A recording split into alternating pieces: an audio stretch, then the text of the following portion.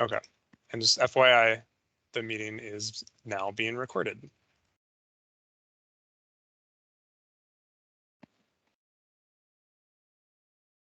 So here are just some slides from the City of St. Louis Park, just general conduct for this meeting. The goal of the meeting is to present and answer questions about the development proposal. Participation guidelines, I'll just read these off quickly. Show respect, every person is important. Speak for yourself, not for anybody else. Listen to others, then they will listen to you. No yelling. Take charge of yourself, you are responsible for you. And finally, after you ask a question, go again on mute so that everyone gets a chance to speak. You will have another chance. And with that, I'm going to go into the development presentation.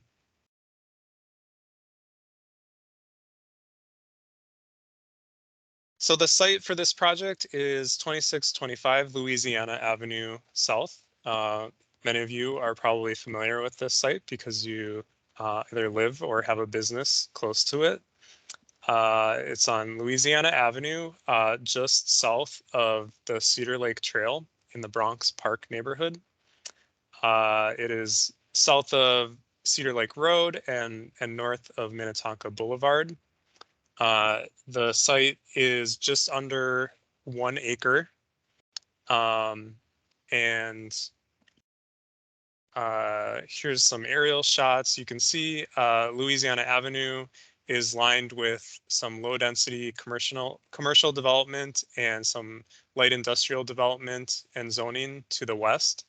The trail and railroad corridor, which recently has had some bear sightings, I've heard, runs along the north side of this site. And then the east side and the north side of the trail is a lot of single family homes.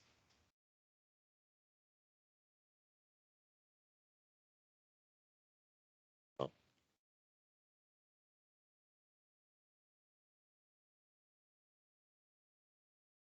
This slide shows the surrounding zoning. So this site is zoned MX1, which is mixed use. To the east is mostly residential or all residential in this shot. And to the west is the industrial park. Across the bridge on Louisiana to the northwest is a large park with some athletic fields. And this is a panorama shot from the street looking toward the site. It's currently has a lot of tree coverage, but as you can see, there's a railing that separates the road from the public sidewalk, and that street starts to climb as it approaches the Louisiana Avenue Bridge over the trail and railroad. And then you can see there is a small one-story commercial building presently on the site. So here is the proposed site plan. On this view, north is to the right side of the screen. And we just orient it this way to fit the whole site on this sheet. So looking at the left side of the screen, which is south, we located the drive entry to the site as far south as possible with some guidance from the city. Uh, the reasoning behind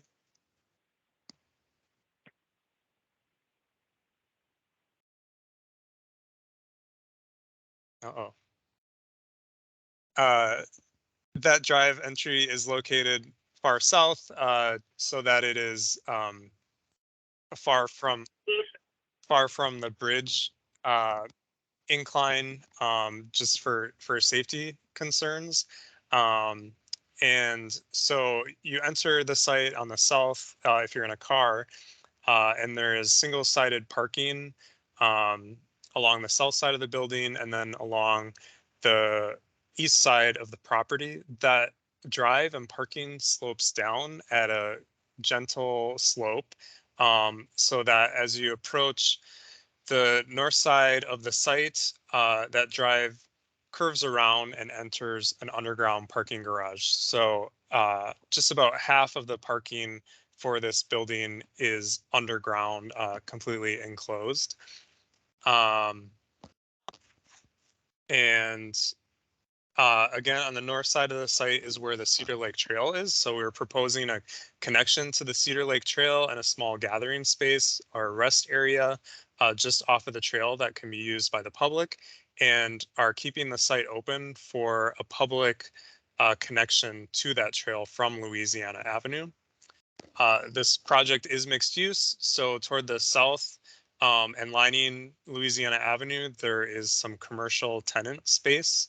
Um, and then there are also some live work units facing Louisiana Avenue and some ground level other residential units as well. And I'll skip ahead now to the floor plans. This is showing the underground parking, which isn't very exciting, but just to mention that we have 37 underground parking spaces. And also there will be trash and recycling located on that level, which will be brought out only when there is a collection, and then those trucks will access that through the drive.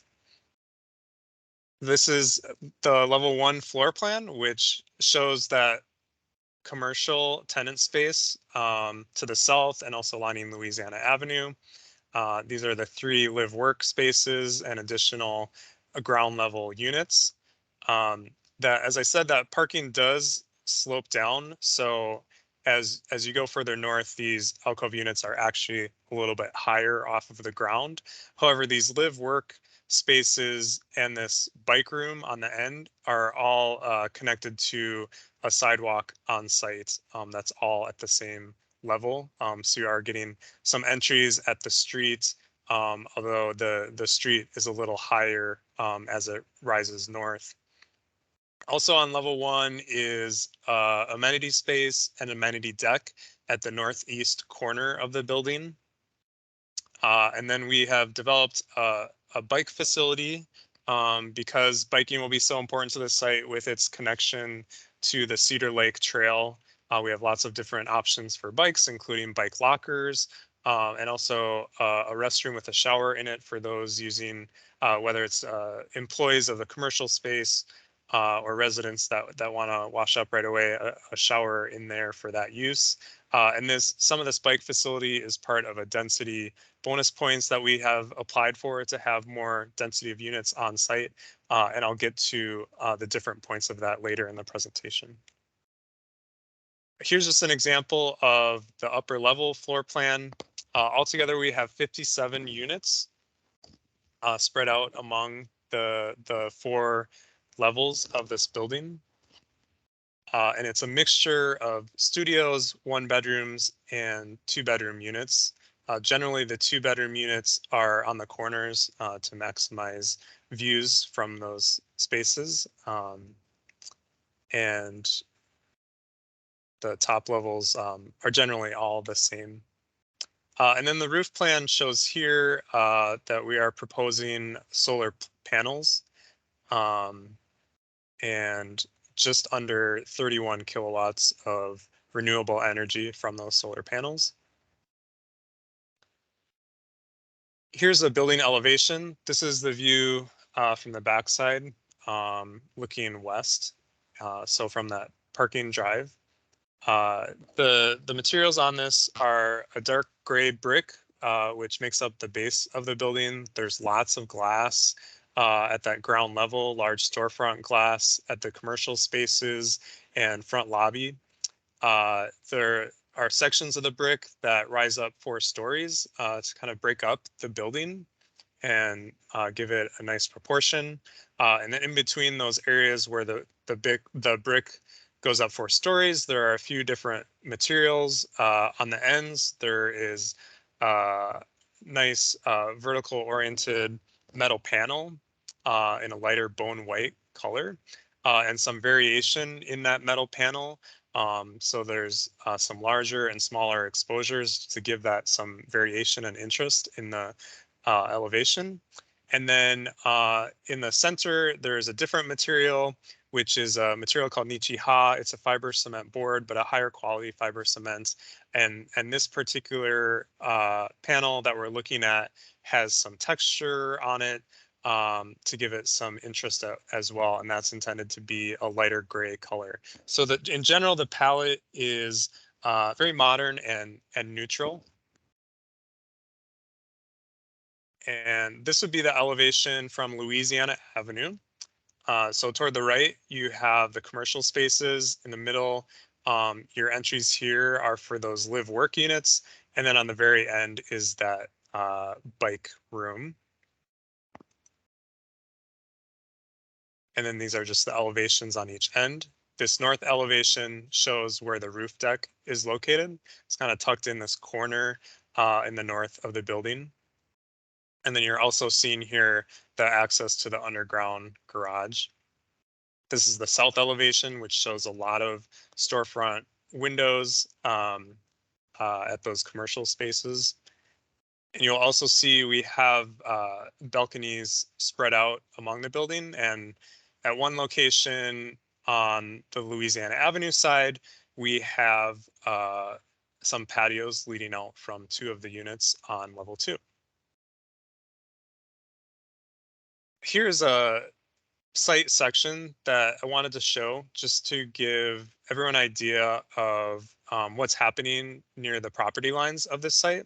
So this would be the east side on the right side of this drawing, which shows there will be a retaining wall, which varies in height from about 7.5 feet all the way down to 8 inches. I would say the bulk of this wall is below 4 feet. At the top of this wall, is a 8-foot high cedar fence for privacy to screen the parking and give privacy to the neighbors to the east. Here is showing the parking area and drive. Then we have our 4-story building with underground garage. And then on the west side, you can see here there's a sidewalk right against those commercial spaces, a little landscape buffer, and then past the property line, you're seeing the public sidewalk and Louisiana Avenue here. As you move north on the site, the section changes. The parking slopes down, so it's a lot lower further north on the site. At this location, the retaining wall is a lot shorter, but you still have that 8-foot high privacy fence. And then on the west side, this section highlights how much higher Louisiana Avenue is at this point.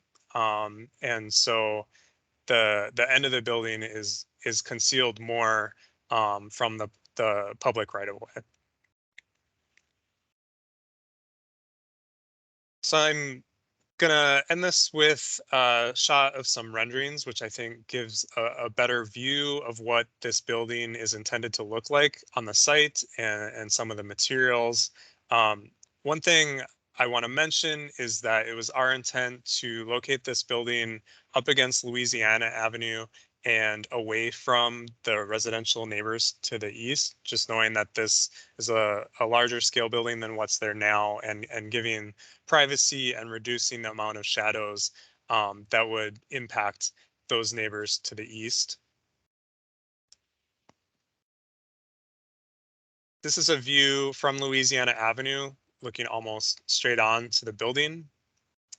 You'll see here the street and then the public sidewalk that starts to elevate as it goes north.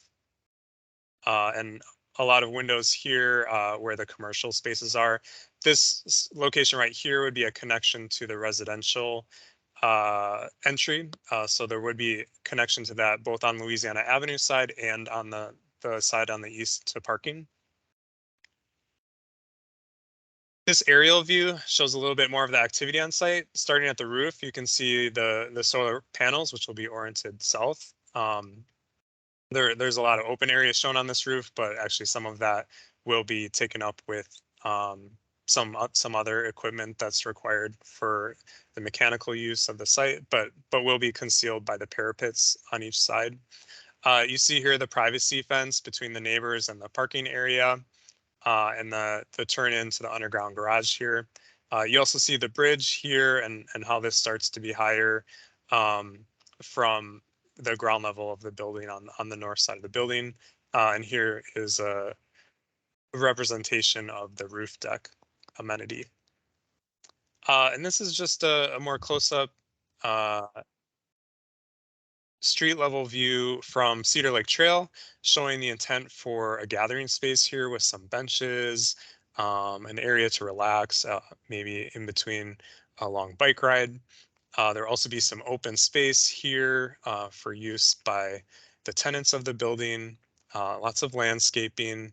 And then on the end of the building here, you have your deck amenity and entrance to the parking.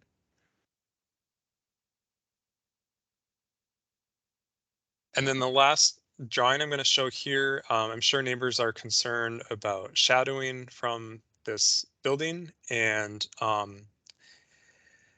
this might not be easy to read offhand, but if you look on the right side, this is where shadows are at 3:00 p.m. on the equinox and also at summer and winter solstice.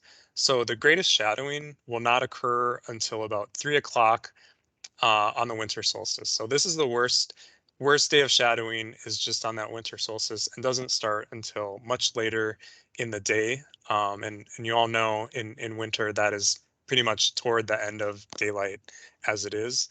Um, Other times in between throughout the year, there's a lot less shadowing. And also bringing this building as far south as possible allows for less shadowing on that bike trail. And I'm just going to stop this on the rendering, but I just want to, before I open this up to questions, name the variances that we're asking for in our variance application. The first is the length of the building. In the MX1 district, there is a requirement for the length of the building to be 80% of the length of the property. In this case, we're asking for this variance because that bridge and public right-of-way does rise toward the north end of the property and is really not good for any commercial use on that side just because it will be concealed. And so we've pulled the building back, one for that reason, but also again to limit the amount of mass this building has on the site and to limit the amount of shadowing it would have on neighbors to the east and to the north. The other variance we are asking for is to reduce the parking aisle width from 24 feet to 22 feet. And the reason we're doing that is to fit everything we want on and everything that's required on the site. The reducing the aisle width allows us to give a nice buffer between the east properties and the parking area, allowing for a little bit of landscape and that fence and just giving some room there.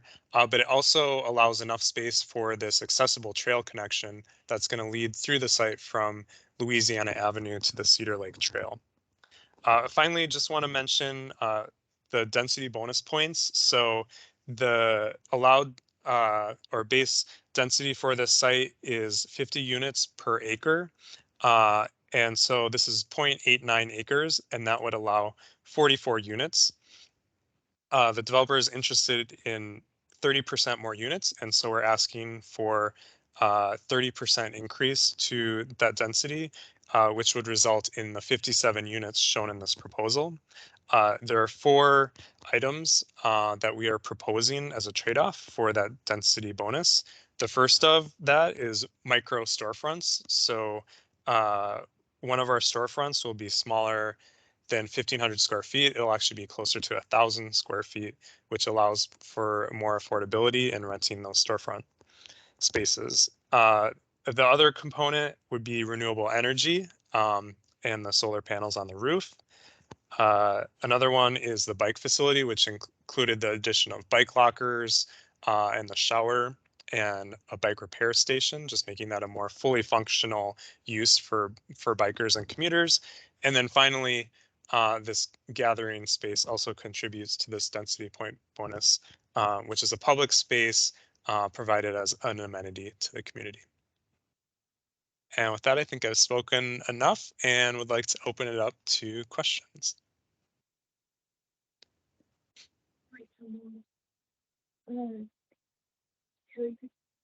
It doesn't look like anyone's in the chat, so I will just look to see if anyone has raised their hand.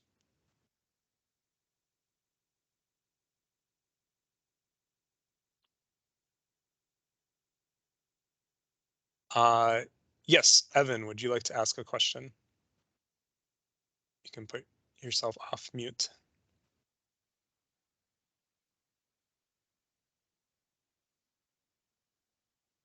Go ahead, Evan.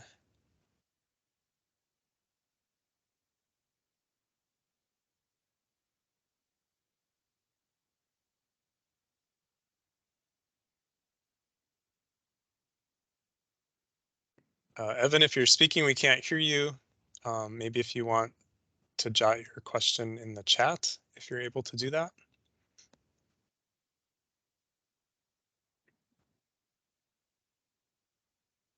All right. Yes, you can chat there.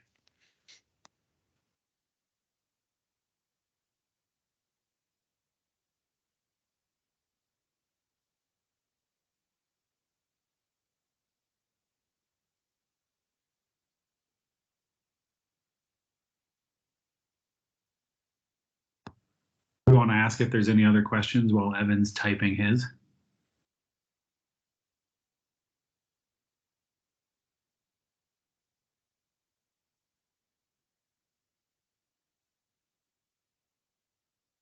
It looks like Marilyn has a question. Marilyn, if you want to ask your question while we're waiting for the other question in the chat. Go ahead.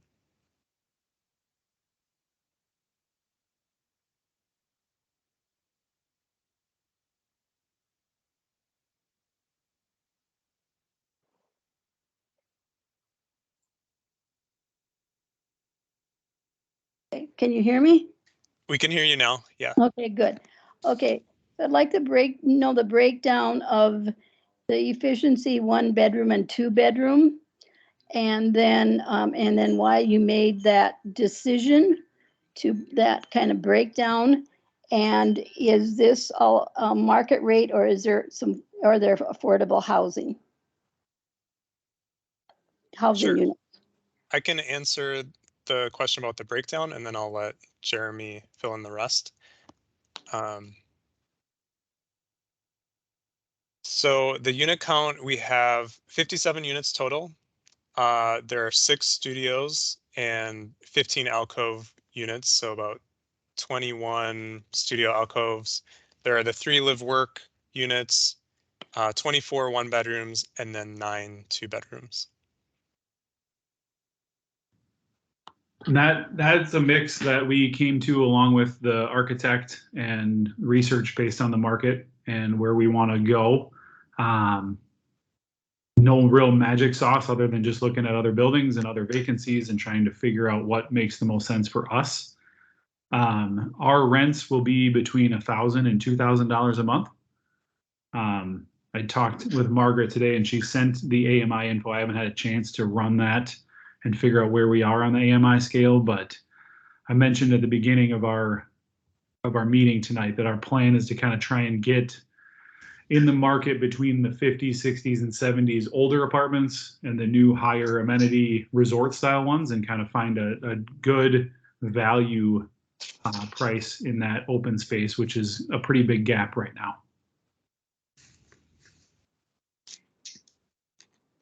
Oh, okay. Thank you. Yeah, why? Because there's really a need for 3-bedroom, and so why aren't there any 3-bedroom?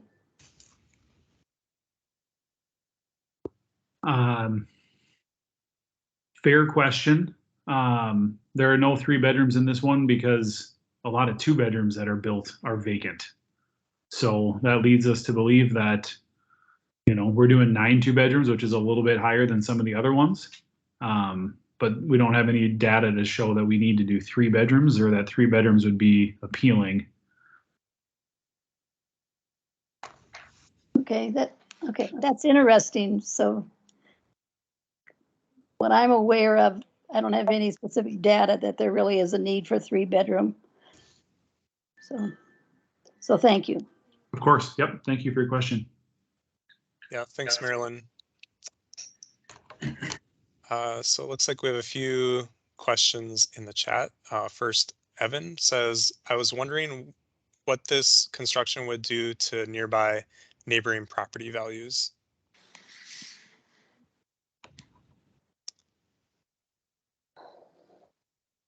It's a good question. Definitely hard for us to answer because we can't predict the future. I do know in other properties that we have developed, it has not had, or that we've worked on, both in Minneapolis and St. Louis Park and similar communities, we have not seen a drop in neighboring property values. Yeah, I would agree with Ben that it's hard for us to quantify that. And I think even if you did look at numerous projects, everyone's going to have different nuances to try and really get down to the nitty gritty details. Obviously, I think this has an impact on the homes behind it. And like Ben said, you know, we're asking for a variance to try and make this shorter. I don't know, Ben's got all the data to back this up too, but we do meet the 80% requirement if you look at the lot frontage of where the road is before the bridge leaves and goes into the air.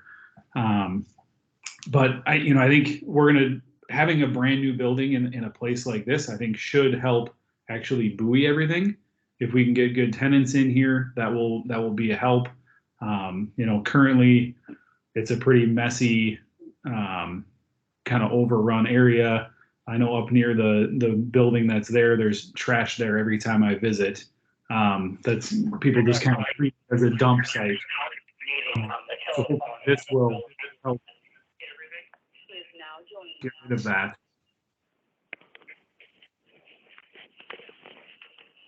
And Jeremy, because it wasn't mentioned yet in the presentation, I'm wondering if you could just briefly tell everyone like your plans for a construction start date and then construction period. Sure. At this point, the plan would be to break ground in next spring, after winter, whenever that ends up being, hopefully earlier rather than later. And this should be a 12-month build. So hopefully be ready to rent in that June 2024 timeframe. Okay, thank you. Yep. Next question here is from Cindy. What type of businesses will be opening there, food or retail? I would say that we don't know for certain at this point. I do know that food, restaurants, and coffee shops have pretty high parking requirements, and also just a lot of traffic in and out. So I would presume that we will not end up with food or coffee shops there. When Ben showed that main floor way towards the south end, we do have 10 parking spots over there, I believe, with one handicap accessible one. So I think we've got a good parking solution for the commercial tenants on that south end. I was talking, I think there's a good chance I'm going to be kind of targeting some kind of neighborhood dentist, optometrist, chiropractor, a little bit of like a medical office building. And then I would assume that the live work units will end up being some kind of local business owners that are looking for a small micro unit that's on Louisiana Avenue where customers can come in and do that, and conduct business depending on what that trade is.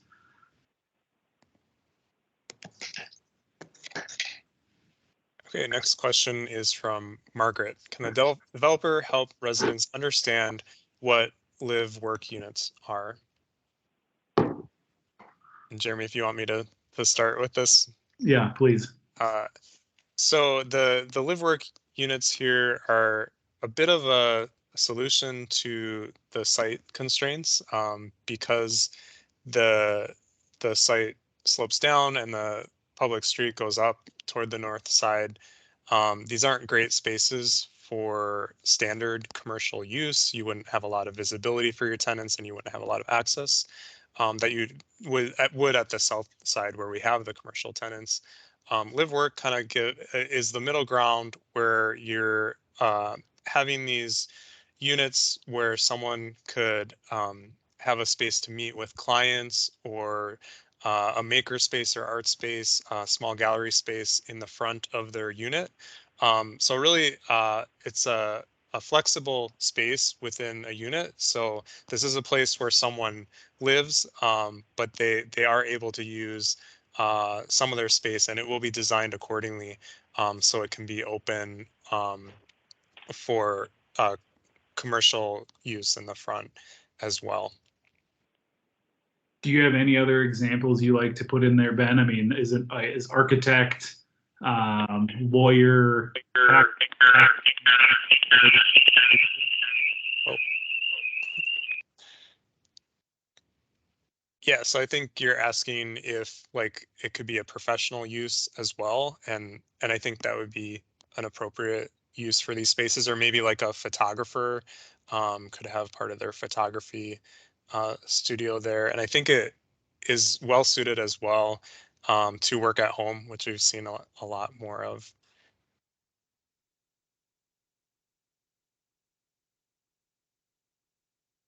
Okay, Margaret, was that good for what you're asking? Okay. Next question is from Jason. I appreciate the consideration of privacy for us to the east. I was wondering if there has been any investigation of the upper floor balconies facing toward these houses. It seems like they might be looking down at our backyards, which would be a lot more intrusive than the current fairly low level of traffic at the stores that have been on Louisiana up to now. That's a good question, Jason. And I think our um, analysis of this can best be shown in the sections. Um, and so you're concerned with these upper units. We were looking, at screening the parking area, so there will be privacy from that. But we understand the concern looking down from not only balconies but windows of these units as well. Currently, a lot of these backyards do have some pretty mature trees. So I think, especially in the summer when these are full, that offers some privacy there. Um, we we don't have a lot of room to add more trees all along this parking area. There will be some trees throughout where there's an island in the parking, and then also toward the north end of the east property line, we'll be planting some trees where there's more open area.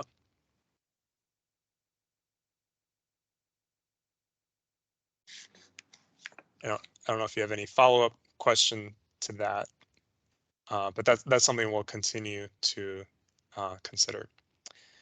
Next question is from Laura. Ben, can you let the participants who are calling in know that they can unmute themselves by dialing *6? All right. Another question from Margaret. Can staff share the timeline for planned pavement intersection and other improvements to Louisiana Avenue? So I think that will be Laura or Sean. Sure. Laura Chamberlain, Senior Planner with the City of St. Louis Park. I don't know the exact, our engineering department, they're much more up to speed on these things, but we do not have any planned improvements along Louisiana as far as in the immediate future in the next 2 years. But there is a plan, or excuse me, for the portion of Louisiana in front of this property. We do have the upcoming Cedar Lake Avenue and Louisiana Avenue intersection improvements that are coming up right now. The city is taking our engineering department is taking public comments on that, so highly recommend up to the north to look into that. But this portion of Louisiana Avenue won't see any street reconstruction. It is planned, but in the kind of longer term future CIP.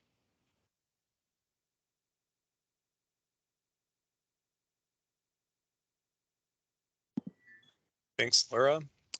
If anyone has any follow-up questions to that, please put it in the chat or raise your hand. Jenny has a comment, not a question. I heard you say that the site is underutilized. I would respectfully disagree that this site is underutilized. There are animal habitats here and trees and therefore utilized.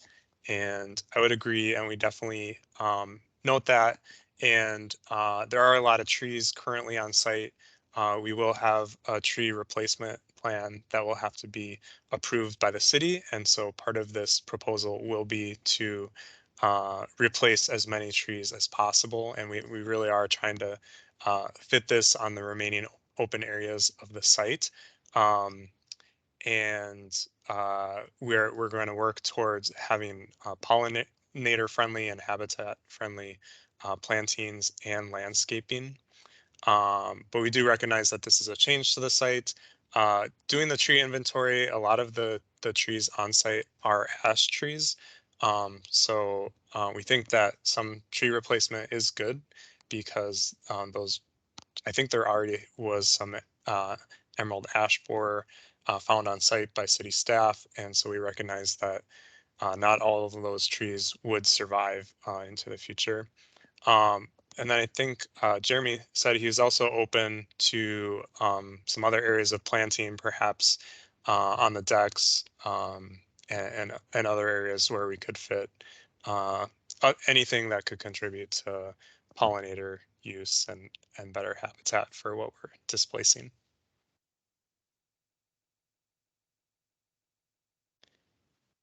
Yeah, I fully agree with that. It is the comment was more towards, obviously building and housing.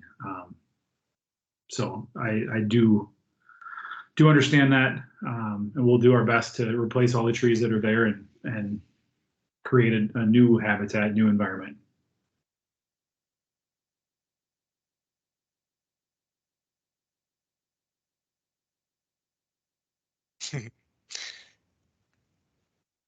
Okay, it looks like a few people are typing, so I'll wait for comments there.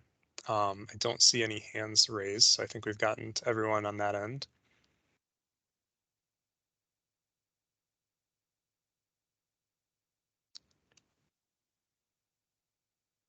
Looks like Marilyn, you have your hand raised if you'd like to ask a question. Yes. Okay, what has been done so far to inform the residents in that area what is happening and what future plans you have and what kind of responses have you gotten so far from the residents living in that community? Thanks, Marilyn. So this is our first engagement with the neighboring residents. And so we sent out a letter to every property owner within 350 feet of the site. And then this meeting was publicized to the city and through the website. We on that notice is our contact information, so anyone can always reach out with a question, even if they didn't get a chance to make it to this meeting. I did receive some calls and emails prior to this meeting and responded to those. Unfortunately, didn't connect with any of those people. I didn't hear back from them, so hopefully they were able to join us tonight. Okay, are you planning to put up, people need to be communicated in different ways to be informed. And so is there putting bulletins up in the area, or going literally knocking on people's doors and informing them to do direct contact? Sure, that would certainly be an option to go door knocking if the developer was open to that. We did send out a mailing that went to every address nearby, and then for the variance application hearing itself, the city will, I believe, be making that meeting date public, so anyone that wants to can attend that meeting as well. And also my email and phone number was included with the meeting notice. So again, anyone can reach out if they have any questions or just want to connect about this development in the meantime. Ben, Laura Chamberlain here, City Senior Planner. Just wanted to kind of jump off of what you said. From the city side of things, we typically will be putting up a sign saying kind of future development or development proposed here. To find out more, please visit the city's website. We typically wait until we have the public hearing date set to set that out, which is why we haven't set that one out just yet, but it should be coming soon. When the public hearing is scheduled, as Ben noted, the same folks who are in that radius will get official mailings, notice of that public hearing, as well as being published in the paper. We also, on the city's website, we do have all of the current development projects that are being proposed or going through approvals or have been approved are listed on our website, and information is updated weekly on that. We have also, for this meeting and for the public hearings, post to city social media, including Nextdoor.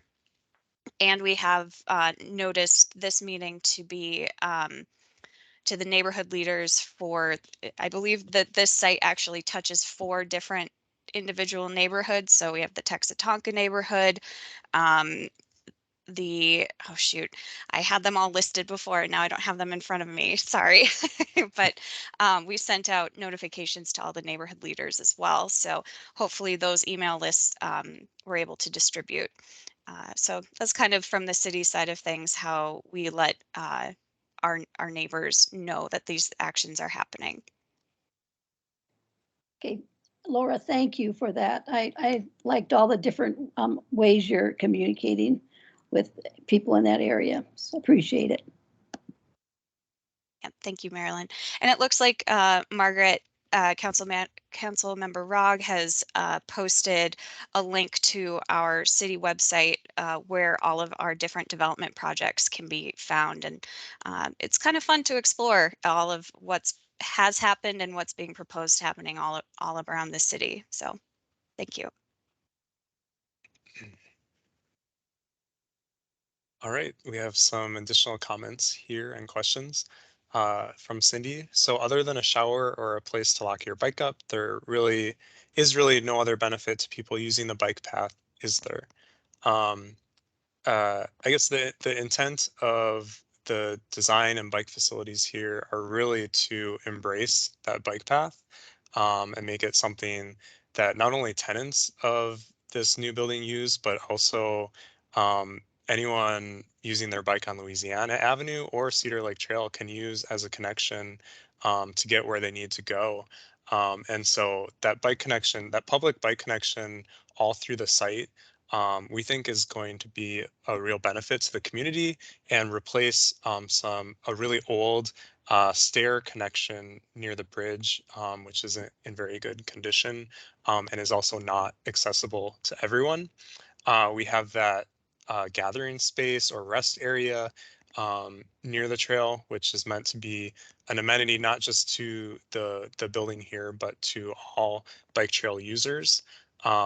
And then that bike facility within the building is really meant to be a hub for bike users, whether they're living in the building or working there in the commercial spaces.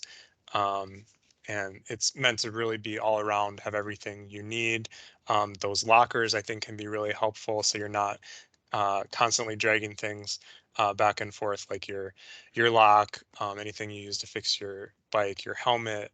Just like this would be really good for people using that Cedar Lake Trail to commute, because it would just really be convenient for them. So I hope that gives a little more insight on how we think this can incorporate the location next to the bike trail.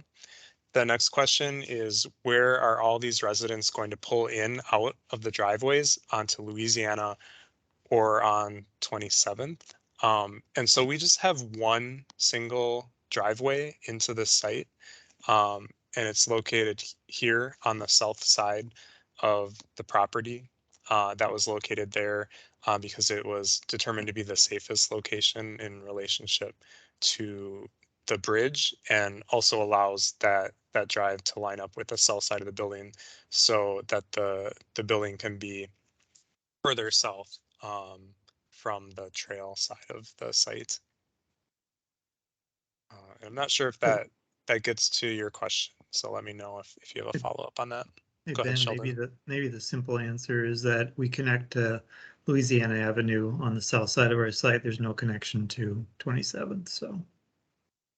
Correct. And I can jump to the aerial view, which doesn't even show 27th because it's much further to the south. Here you can see the site is up here, and I believe 27th is right here.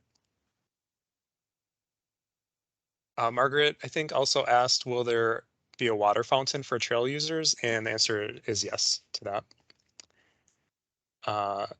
Cindy asked, so why not just build a ramp instead of a 4-story building? This is ridiculous to say this will benefit everyone. It only benefits those that live there. I'm not sure if that is meant as a benefit for biking, but the intent is that this bike connection, the gathering space, will be used by the public. That's what it's intended for. And we'll work with the city and Three Rivers Park District to make that a connection that they think is really a benefit here and a asset to the bike trail. And so the intent is definitely that it will benefit the community at large.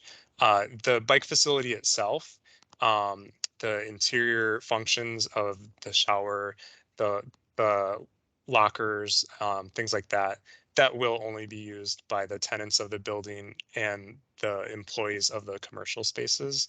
So that will not be open to the public. Next question here. I was also wondering what kind of noise is anticipated. Construction is going to be noisy, but I'm also concerned about noise increase for the area with cars, units, etc.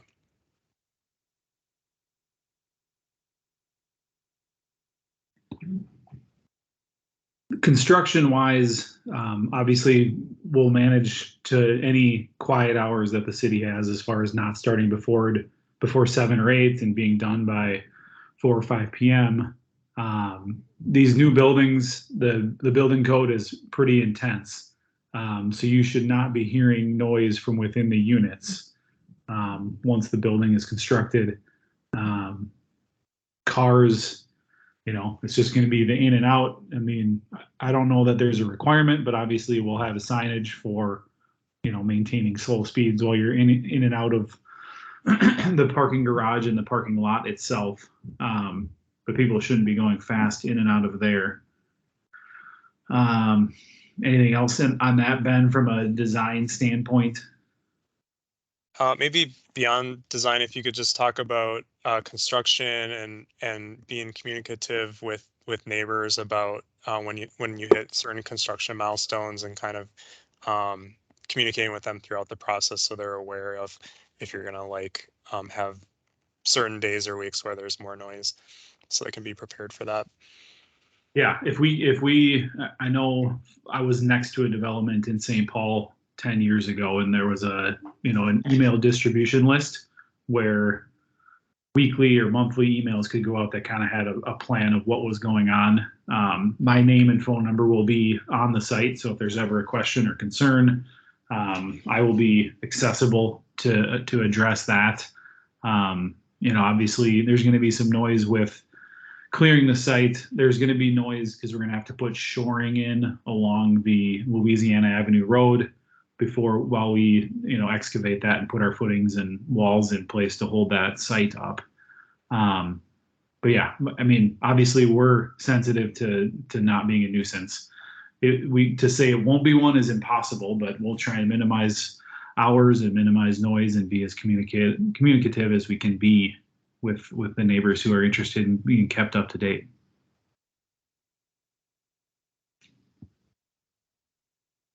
I guess I would also add, as far as the commercial use, these are smaller spaces with the micro storefronts and the other space. And I know that the tenants that Jeremy's looking to get in there, I think, are more of daytime uses. So this is not really like your late night restaurant or store that's open late into the night. So I don't think there will be a lot of noise from that, besides some light traffic during the day.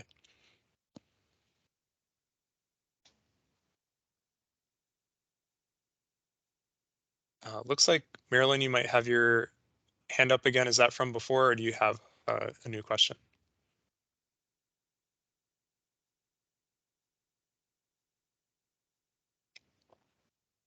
Okay, looks like she took her hand down.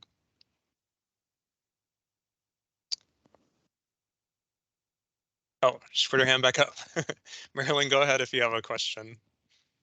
I was pressing the wrong button. Okay, sorry about that.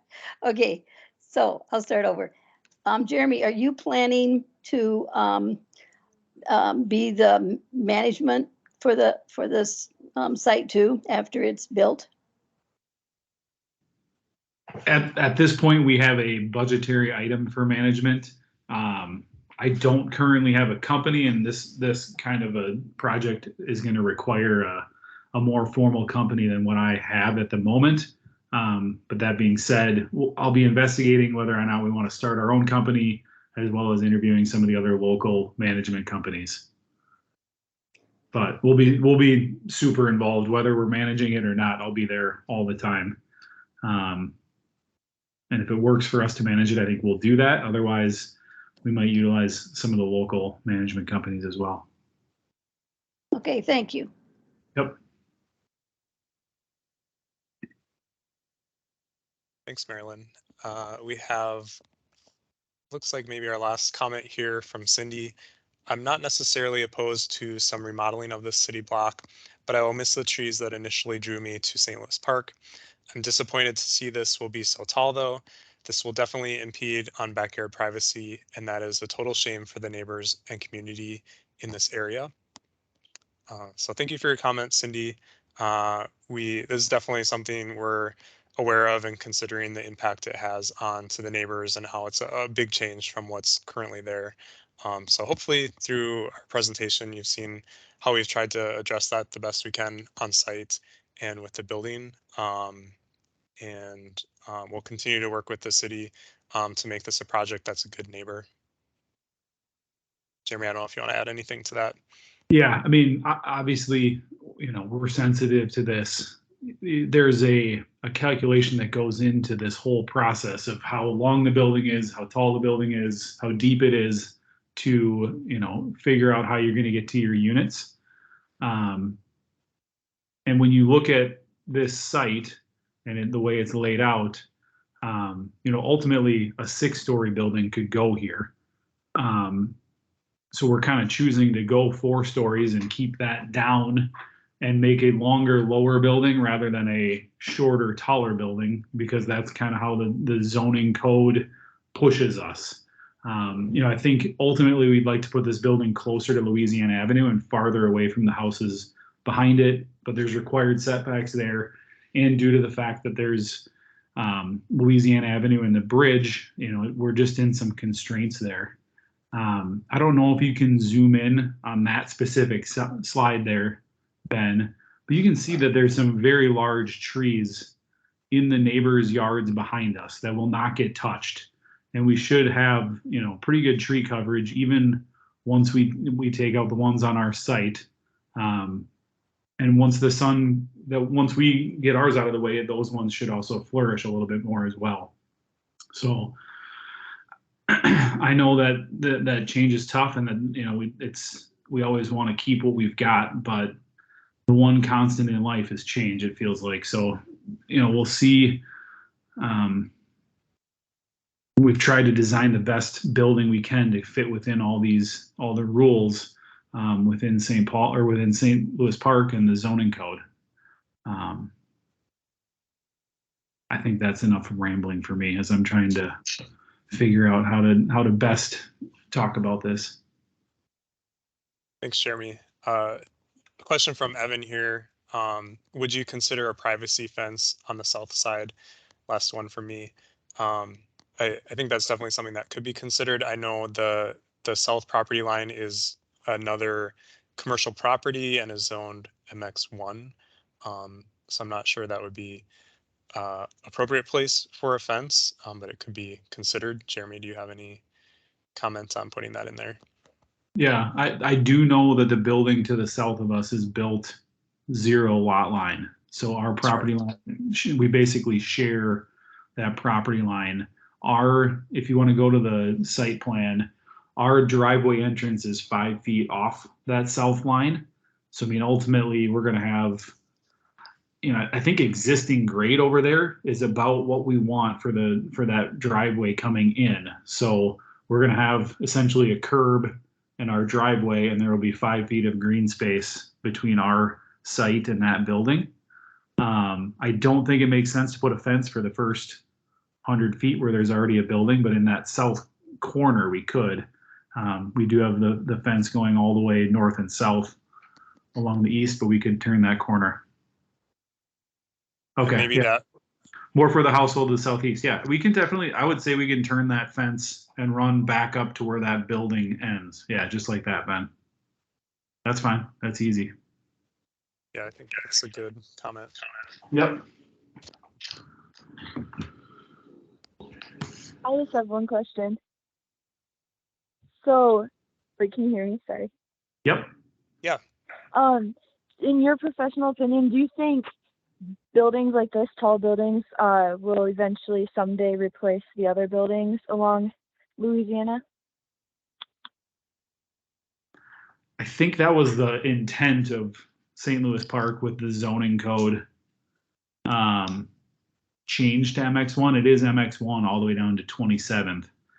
I would say yes, but I also know that the building just to the south of us just sold and was just kind of rehabbed and revamped for a new business. And I think another one on the block may have sold as well. So, when you've got one like that where, they paid a pretty good price for the building and they've renovated it, you would anticipate that that's not going to happen or that they're not going to bulldoze it, but it's hard to know. Thanks. Yeah.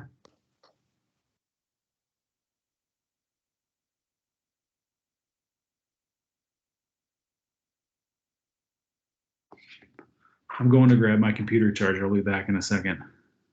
Okay. Looks like Marilyn might have another question.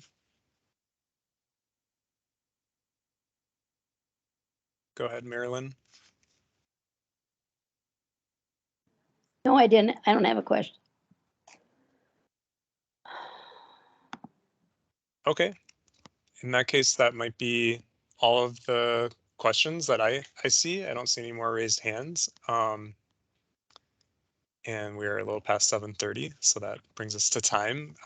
Thank you to everyone for your questions and your feedback and your time. We really appreciate it, and also appreciate the city staff and city council member.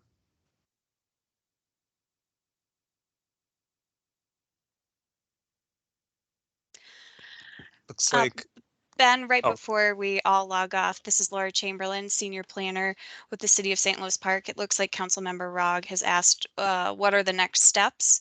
So the city has received a formal application for the variances from the applicant, and we are working with the applicant right now to review all of the plans that they've shown you tonight, and to make sure that they are meeting all of the zoning standards so that we know that there's not any additional variances that are needed beyond what they have already requested. Once we have that information, we will be calling for a public hearing, and because these are variance requests, they go to our Board of Zoning Appeals, or we call it BOZA, and they are the public body that holds the public hearing, reviews these for appropriateness with a variance, and then they also are the ones who make the decision. So unlike some of our other processes that you might have seen with other developments, this process will not go to the city council. This just goes to the Board of Zoning Appeals. And after that variance process has been completed, then the applicant will submit items for a building permit within the MX1 if they meet all of the MX1 standards, zoning standards, and everything with the density bonuses and things like that. Then it is just a matter of administrative review and approval of the final building permit. So those are the kind of city process elements that are related. And if I could jump in just briefly, Laura, my name's again Sean Walther. I'm the planning manager. And I'm just going to share both Laura and my email addresses in the chat here for folks if they do want to follow up with questions of staff. We're happy to try to respond to those.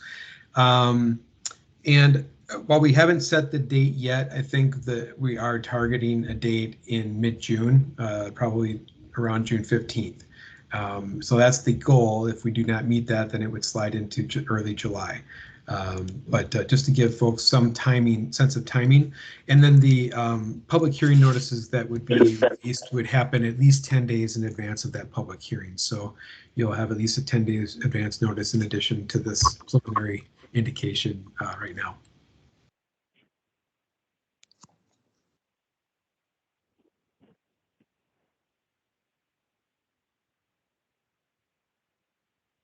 All right, thanks Laura and Sean.